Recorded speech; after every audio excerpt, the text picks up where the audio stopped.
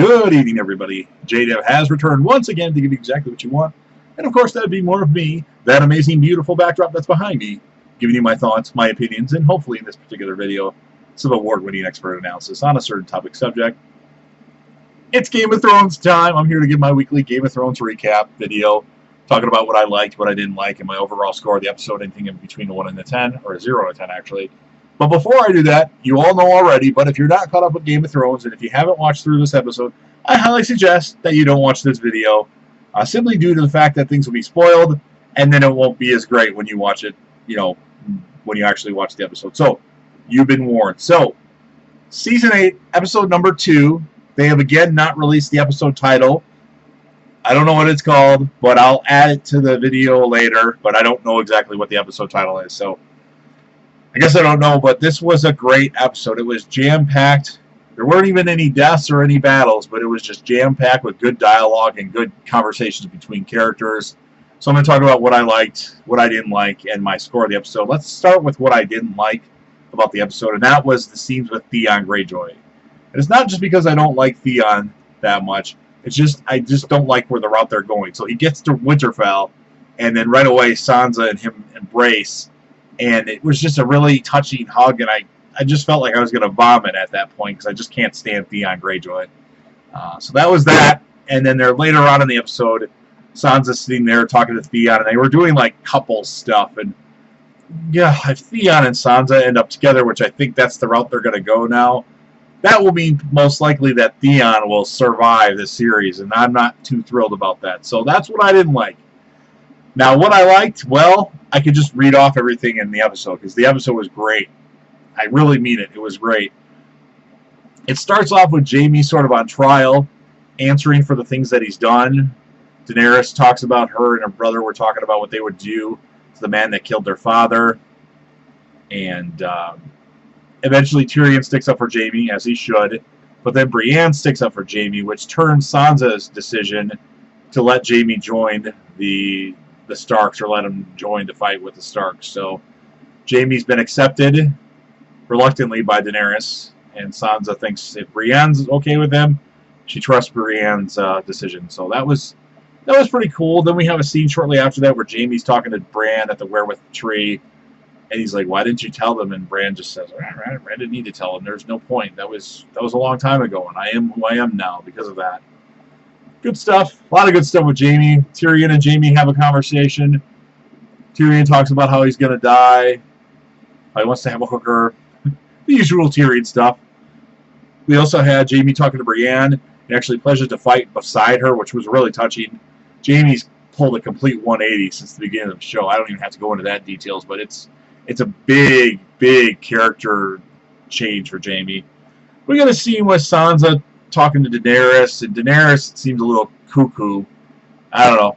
I'm starting really not to like Daenerys. For all you Daenerys fans out there, I don't know.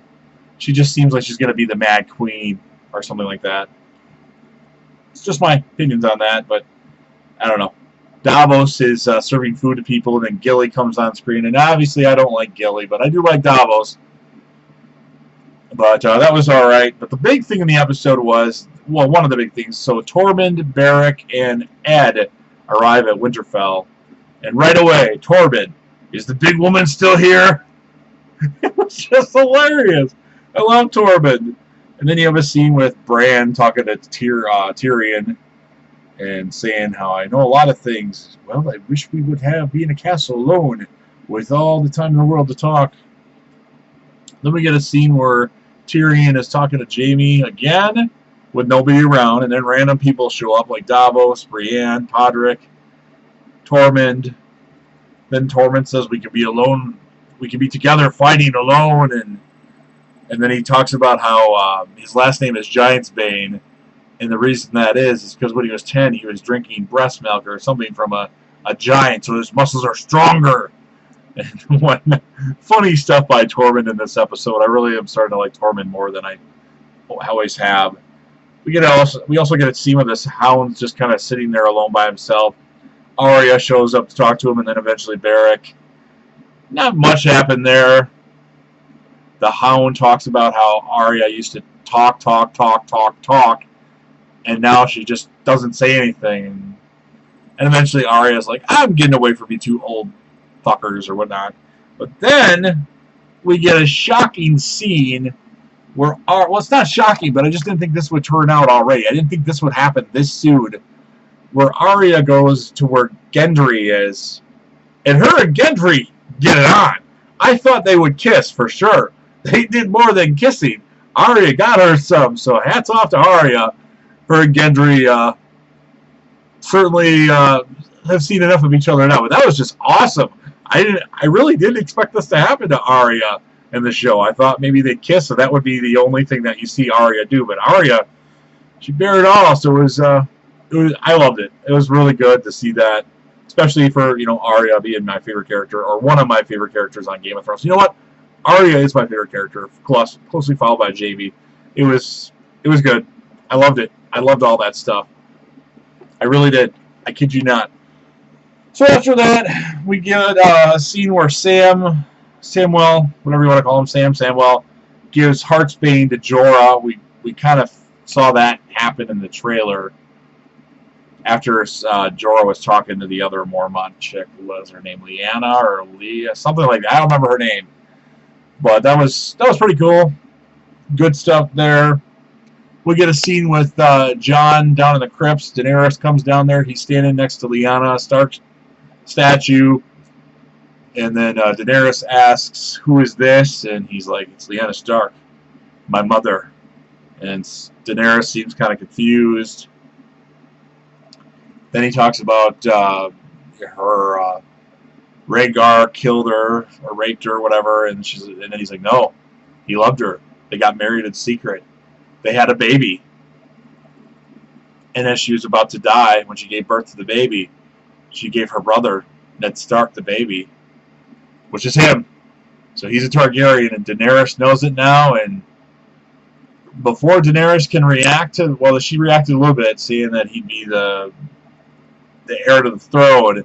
Then we hear the horn go off that the Walker, or the Night King and company have arrived. I don't think the Night King's actually arrived yet, but all his men on horses have arrived, and they're right outside Winterfell, or close to being outside next to Winterfell. So it was a crazy, crazy episode of Game of Thrones. For the second episode of the season, and the episode before, an episode we know is going to be a huge battle. I loved all the developments in this episode. I loved all the small talk between characters. And I have to give this episode a score.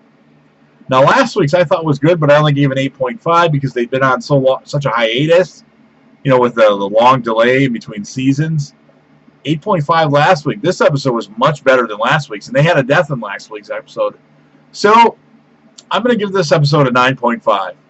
I know it seems a little high for an episode that had no deaths, no battles, but just the dialogue and the events that happened in the episode, I loved it. It really has me on the edge of my seat for next week's episode. And I don't know if I'm going to like next week's episode. I sense we'll have some character deaths that really will affect us, characters we really love.